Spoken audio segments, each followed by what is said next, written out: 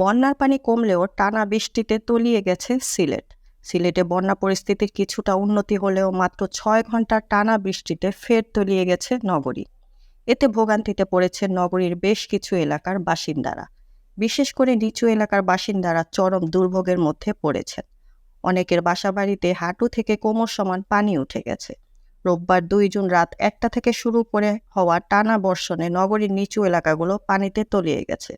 সরেজমিনে দেখা গেছে নগরীর সোবহানীঘাট, উপশহর তালতলা, জামতলা, শেখঘাট, খাসিটোলা, বেতের বাজার, শামীমাবাদ, বাঘবাড়ি, ছড়ারপাড় সহ অধিকাংশ এলাকা পানিতে তলিয়ে গেছে।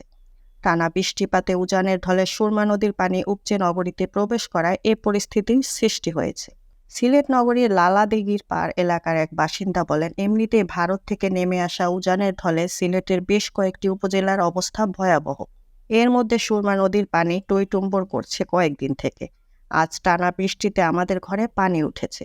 এদিকে সিলেট আবহাওয়া অফিস জানিয়েছে, রোববার 2 জুন সকাল 6টা থেকে সোমবার 3 জুন সকাল 6টা পর্যন্ত 24 ঘন্টায় সিলেটে 226.6 মিলিমিটার বৃষ্টিপাত রেকর্ড করা হয়েছে। 24 ঘন্টার মধ্যে রোববার রাত 12টা পর্যন্ত বৃষ্টিপাত হওয়ার খবর পাওয়া যায়নি। রাত 12টার পর থেকে শুরু হওয়া বৃষ্টিপাত। এদিকে মধ্যরাতে বাসাবাড়িতে পানি প্রবেশ করায় চরম বিপাকে পড়েন নগরীর বাসিন্দারা।